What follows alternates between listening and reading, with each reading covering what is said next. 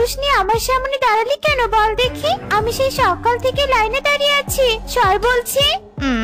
দিদি আমাকে টিয়ে বলেছে 10 মিনিটের মাঝে পানি নিয়ে যেতে, নয়তো আমাকে আজ খাবার দেবে না। আমাকে পানি নিয়ে যেতে দাও।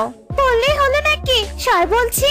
সুখী তো তাকে লাইন থেকে বের করে দেয় আর এক এক করে পাখিরা পানি নিতে থাকে। সকাল সকাল সবার এমন চিৎকার শুনে কাকুলির ঘুম ভেঙে যায়। এ কি, তোমরা সবাই সকাল সকাল এভাবে চিৎকার করছো কেন? আমাদের শান্তি মতো ঘুমাতেও দিবে না নাকি? পানি নিতে এসেছি কাকুলি, জানিসই তো এই বনে একটি মাত্র টিউবওয়েল, তাই বাধ্য হয়ে সবাইকে তোদের টিউবওয়েল পাড়ে আসতে হয়। তাই বলে ঘুমাতে দিবে না নাকি? সবাই নদী থেকে পানি নিতে পারো না নাকি? এখন থেকে নদীতে গিয়ে পানি নিয়ে আসবে। নদীতে গিয়ে পানি আনবো কি করে কাকুলি দিদি? ওই জলপরি তো আমাদের যেতেই দেয় না। সে আমি কি করব শুনি? তোমরা আমাকে বিরক্ত করবে না, এটাই কথা। যাও এখন। কাকুলি সবাইকে রাগ দেখিয়ে সেখান থেকে তাড়িয়ে দেয় আর পাখিরা মন খারাপ করে সেখান থেকে চলে আসে। সুখী দিদি, পানি তো নিতেই পারলাম না, এবার কি হবে? রান্না তো করতেই হবে, পানি ছাড়া রান্না করব কি করে? আমিও তো সেটাই ভাবছি টনি, চল আমরা বরং নদীতে যাই, নদীতে যা হওয়ার হবে। এই পাখিরা, তোদের এত বড় সাহস, তোরা কি না নদী থেকে পানি নিচ্ছিস? তোদের কতবার বলেছি যে নদী থেকে পানি নিবি না? যা বলছি। কেন জলপরি? এই বন তো আমাদের সবার, তাহলে আমাদের সবার তো অধিকার আছে এই বনের নদী ব্যবহার করার। তুমি আমাদের কেন বারণ করো শুনি? বাড়ি, তোদের সাহস দেখছি বড্ড বেড়ে গেছে। ধরবো নাকি? এক্ষুনি ধরে নিয়ে যাব। চল পানির নিচে চল, আয় আয়। চল টনি, চলে যাই, এখানে কথা বাড়িয়ে আর কোনো লাভ নেই। টনি, এই জলপরি তো আজকেও আমাদের তাড়িয়ে দিল। এবার মনে হয় কাকুলির রাগ শুনে সেখান থেকে পানি নিতে হবে। ঠিকই বলেছো দিদি, চলো এখন তবে বাড়ি যাওয়া যাক। এরপর তারা যে যার বাড়িতে চলে যায়। এভাবেই রাগী জলপরীর আচরণে সবার দিন কাটতে থাকে। বুঝলি তো না, আজকাল বাজারে মাছের যে দাম হয়েছে না, আজ যদি বেশি মাছ ধরতে পারি তাহলে বেশ লাভ করা যাবে। সেই আশাতেই তো যাচ্ছি দাদা, দেখা যাক কত মাছ ধরতে পারি। হা হা হা হা হা।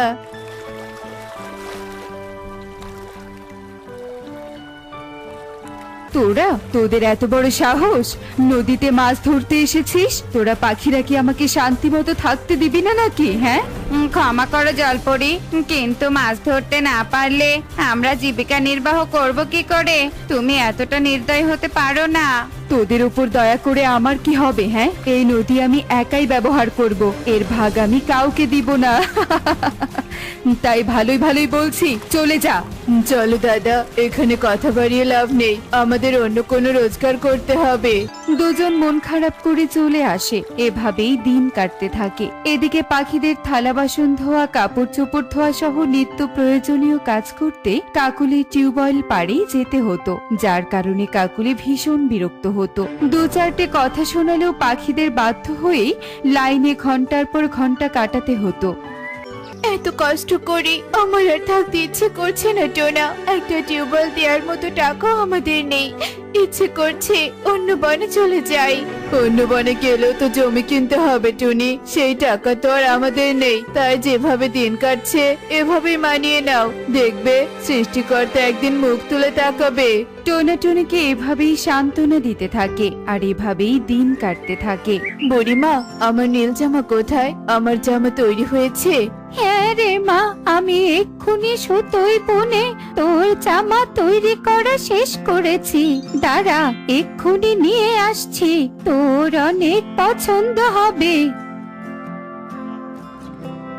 ও মা, বুড়িমা, এত সুন্দর জামা, একদম জলজল করছে। আমার ভীষণ পছন্দ হয়েছে বুড়িমা। এই জামা আমি আমাদের পরিদের মিলন মেলায় পরবো, সবাই আমাকেই দেখবে। তোর পছন্দ হয়েছে, এতে আমি খুশি রে মা। এই নিন বুড়িমা, এই সোনার মোহরগুলো আপনার পুরস্কার। এবার আমাকে অনেক দূরের পথ যেতে হবে।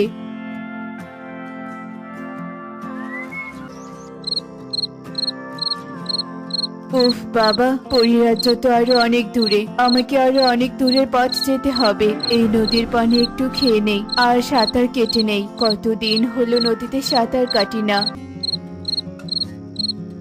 আরে আরে, কেউ ভাবে সাঁতার কাটছে, তাও আবার এত রাতে? দেখি তো। হে কি পরি, আর এটা কি? ও মা, কত সুন্দর নীল জামা! এই জামা আমার চাই চাই। পরি তো দূরে আছে, রাতের অন্ধকারে আমাকে দেখতে পাবে না। জলপরি রাতের অন্ধকারে চুপি সারে পরীর নীল জামা চুরি করে পানির নিচে চলে যায়। এদিকে পরি ফিরে এসে নীল জামা দেখতে না পেয়ে ভীষণ রেগে যায়। এ কি, আমার নীল জামা কোথায়? আমি তো এখানেই রেখেছিলাম। হায় হায়, কার এত বড় সাহস হলো! আমি তো জাদু আয়না দিয়ে দেখতেও পারবো না। কি করব এখন আমি? পরীর রাগ আর মন খারাপ করে জামা খুঁজতে থাকে। এমন সময় পরীর নজর যায় দূরে মিটিমিটি করে জ্বলতে থাকা পাখিদের বাড়ির দিকে। এ কি, ওই পাখিগুলোর ঘরে এখনো আলো জ্বলছে? তার মানে কি ওরা এখনো ঘুমায়নি? বুঝেছি এবার আমি। ওই জামা পাখিদের মাঝে হয়তো কেউ চুরি করেছে। ছাড়বো না, ওদের আমি ছাড়বো না। পরী রাগে গজগজ করতে থাকে আর এভাবেই সকাল হয়ে যায়। পরী পাখিদের বনে আসে। আমার জামা চুরি করা, তাই না? তাণ্ডব চালাবো আমি, কাউকে সুখে থাকতে দিব না আমি। কি করি কি করি? এই তো পেয়েছি। এই পুরো বনে কিনা একটা টিউবওয়েল। এবার দেখ কি করি।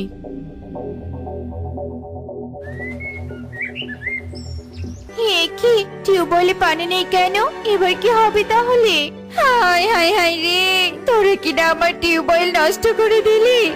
সারাদিন পানি নিতে নিতে এই হাল করে দিলি তোরা। তোদের টিউবওয়েল নষ্ট হয়নি, বরং আমি পানি অদৃশ্য করে দিয়েছি। এটাই তোদের শাস্তি। শাস্তি? কিসের শাস্তি দিচ্ছ পরি? কি করেছি আমরা? আমরা তো কোনো অন্যায় করিনি। আমার নীল জামা কে চুরি করেছিস? বল, কাল রাতে তোদের পাখিদের মাঝে কেউ আমার নীল জামা চুরি করেছে। বের করে দে বলছি, দিয়ে দে। চুরি? না না পরি, তুমি ভুল ভাবছো। আমরা চুরি করিনি। আমরা বনের পাখিরা এমনটা করিনি। এই, কি বলো তোমরা? হ্যাঁ পরি, আমরা চুরি করিনি। তাছাড়া আমরা পাখিরা কেন চুরি করব? আমরা তো জামা পরি না। আমার মনে হয় অন্য কেউ চুরি করেছে। আরে হ্যাঁ, তাই তো। এটা তো আমি ভেবে দেখিনি। তাহলে আমার জামা কে চুরি করেছে? কার এত বড় সাহস হলো? আমার তো একজনকে সন্দেহ হচ্ছে সুখী দিদি। কার কথা বলছিস তুই টনি? কে পরীর জামা চুরি করেছে? আমাকে বল দেখি শুনি। জলপরি। কি জলপরি? কিন্তু জলপরীকে ধরবো কি করে আমি? আমার মাথায় একটা বুদ্ধি এসেছে, শোনো সবাই। টনি সবাইকে একটা বুদ্ধি শিখিয়ে দেয় আর সেই বুদ্ধিমতো নদীর পাড়ে চলে আসে। দিদিরা, কলসে পানি তুলে নাও। পাখিরা কলসে পানি তুলে নেয় আর সেই শব্দে জলপরি উপরে উঠে আসে আর সবার সাথে চিৎকার করতে থাকে। সেই সুযোগে পরি পানির নিচে চলে যায় আর নীল জামা নিয়ে চলে আসে। এই পাখিরা, এই তোদের এত বড় সাহস! ছাড়বো না তোদের আমি। ছাড়বো না তো তোকে আমি, জলপরি। তোর এত বড় সাহস! তুই আমার জামা চুরি করেছিস। এবার তোকে শাস্তি পেতেই হবে। এই জামা আমার কত শখের। তুমি আমাকে ক্ষমা করে দাও পরি। আমি এমনটা আর কখনো করবো না। তোমার নীল জামা তুমি নিয়ে যাও। তুমি একে শাস্তি দাও পরি। এই জলপরি আমাদের এতদিন অনেক অত্যাচার করেছে, আমাদের জীবন অতিষ্ঠ করে দিয়েছে। এরপর পাখিরা পরীকে সব কথা খুলে বলে। কি, এই নদীতে সবার অধিকার আছে, আর তুই কিনা এতদিন নিজে দখল করেছিলি? সবাইকে অধিকার থেকে বঞ্চিত করেছিস। না না, আমি আর দখল করে থাকবো না। আজ থেকে এই নদীতে সবার অধিকার আছে। পাখিরা, তোমরা সবাই আজ থেকে নিজেদের মতো করে ব্যবহার করো।